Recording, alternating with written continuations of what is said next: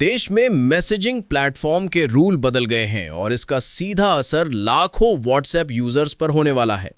अब WhatsApp web, Telegram web या कोई भी वेब आधारित मैसेजिंग प्लेटफॉर्म पहले की तरह नहीं चलेगा।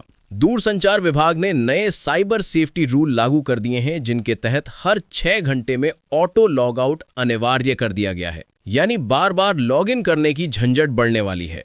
लेकिन ये नियम क्यों लागू किए गए और इसका असर आपके रोजमर्रा के इस्तेमाल पर कैसा पड़ेगा?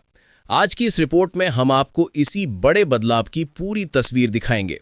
सबसे पहले बात करते हैं उस फैसले की जिसने इंटरनेट पर हलचल मचा दी है।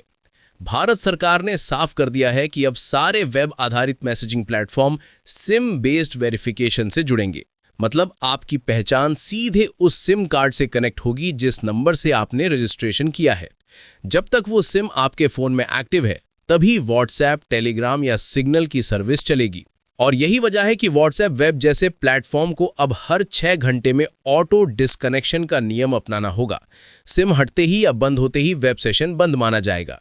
इससे उन यूजर्स पर खास असर पड़ेगा जो अपने कंप्यूटर या लैपटॉप पर दिन भर व्हाट्सएप वेब का इस्तेमाल करते हैं।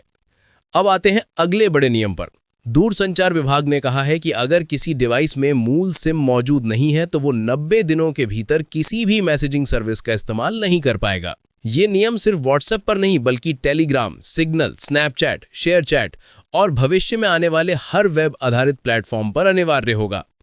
इसके साथ ही हर मैसेजिंग कंपनी को 4 महीनों के भीतर सरकार को अपनी कंप्लायंस रिपोर्ट जमा करनी होगी, जिससे ये साबित हो सके कि वो नए साइबर प्रोटोकॉल का पालन कर रही हैं।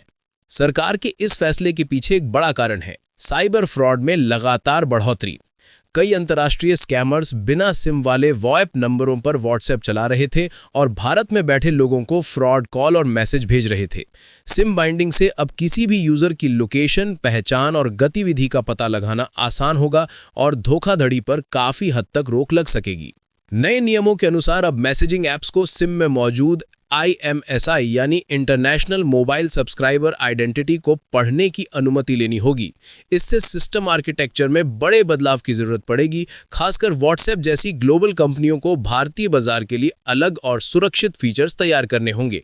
अब एक नजर डालते हैं नए नियमों पर।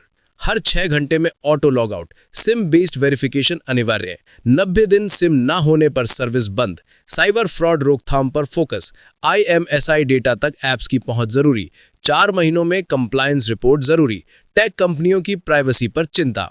और अब बात कंपनियों की। कई ग्लोबल ऐप्स का कहना है कि लगातार सिम वेरिफिकेशन, बार बार ऑटो लॉग आउट और मल्टी डिवाइस सपोर्ट पर लगाम से यूजर अनुभव काफी प्रभावित होगा।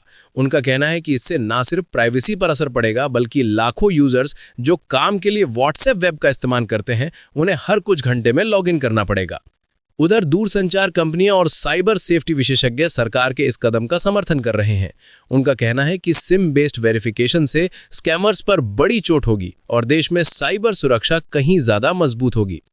तो दोस्तों, नए साइबर सेफ्टी रूल्स के साथ व्हाट्सएप और बाकी मैसेजिंग प्लेटफॉर्म का इस्तेमाल अब पहले जैसा आसान नहीं रहेगा, लेकिन धोखाधड़ी और साइबर अपराध पर रोक लगाने के लिए सरकार ये बड़े कदम उठा रही है। आने वाले दिनों में कंपनियां इन नियमों को कैसे लागू करती हैं और यूजर्स कितना बदलाव महसूस करते हैं, ये देखना बेहद दिलचस्प होगा। हम आगे भी आपको इसी तरह के महत्वपूर्ण अपडेट्स के साथ लगातार जोड़ के रखेंगे।